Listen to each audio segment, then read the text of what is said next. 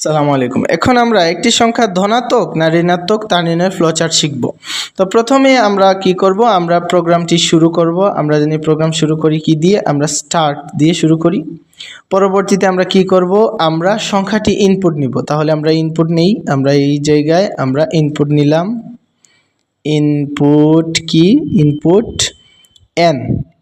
আচ্ছা, এই জায়গায় আপনি এও নিতে পারবেন, অন্য কিছু নিতে পারবেন, সমস্যা নেই।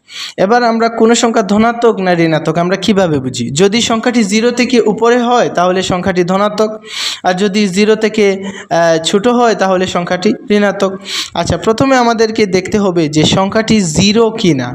তাহলে আমরা দিব n = 0। যদি ইয়েস হয়, এই জায়গায় যদি ইয়েস হয় তাহলে সেটা কি 0। তাহলে আমরা প্রিন্ট করব প্রিন্ট 0, ZERO। যদি ন হয়, এই জায়গায় যদি ন হয় তাহলে তো অবশ্যই 0 নয়, 0 থেকে বড় অথবা ছোট হতে হবে। তাহলে আমরা আবার কি করব, আবার আমরা সিদ্ধান্ত সাইন নিয়ে আমরা দেব যে n যদি 0 থেকে বড় হয়, যদি ইয়েস হয় তাহলে কি 0 থেকে বড় হলে অবশ্যই সেটা কি হবে, অবশ্যই সেটা প্রিন্ট পজিটিভ, ধনাত্মক হবে। 0 থেকে বড় হলে পজিটিভ। আচ্ছা, আর 0 থেকে ছোট হলে, যদি ন হয় অবশ্যই 0 থেকে ছোট, তাহলে ছোট হলে কি হয়, ছোট হলে প্রিন্ট নেগেটিভ। আচ্ছা, এবার আমরা এইগুলোকে কি করব, আমরা এইগুলোকে লাইনগুলোকে একত্রিত করে আমরা সংযোগ চিহ্ন দিব। তারপর আমরা কি করব, আমরা তারপর প্রোগ্রামটি শেষ করে নিব। আমরা অবশ্যই ফ্লোচার্টে পেন্সিল ব্যবহার করব আর স্কেল ব্যবহার করে আঁকবো। যেহেতু এই জায়গায় সময় নষ্ট হবে, সেহেতু আমি শুধুমাত্র বোঝানোর উদ্দেশ্যে একটু হিবিজিবি করে লিখেছি।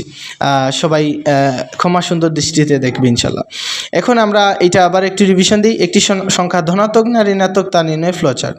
আমরা জানি কোনো সংখ্যা ধনাত্মক বা ঋণাত্মক হয় যদি সংখ্যাটি 0 থেকে বড় হয় তাহলে ধনাত্মক, 0 থেকে ছোট হলে ঋণাত্মক। তাহলে প্রথমে সংখ্যাটি ইনপুট নিলাম, ইনপুট n, এই জায়গায় n এও নেওয়া যায়। আচ্ছা, তাহলে আমরা কি করলাম, পরে n = যদি 0 হয়, আমরা জানি সিদ্ধান্ত হতে হলে আমাদেরকে এই সাইন ব্যবহার করতে হয়। তাহলে n যদি 0 হয় তাহলে কি, আমরা যদি n যদি 0 হয় তাহলে ইয়েস হলে এটা হবে 0, প্রিন্ট করলাম 0। আর যদি ন হয় তাহলে হয় বড় হবে, বড় যদি হয় তাহলে আমরা প্রিন্ট পজিটিভ, আর বড় যদি না হয় তাহলে নেগেটিভ। তারপর আমরা 3টি লাইনকে সংযোগ দিলাম, তারপর প্রোগ্রামটি শেষ করলাম। ভিডিওটি বারবার দেখবে, তাহলে আশা করি এটা বুঝতে তোমাদের কোনো অসুবিধা হবে না।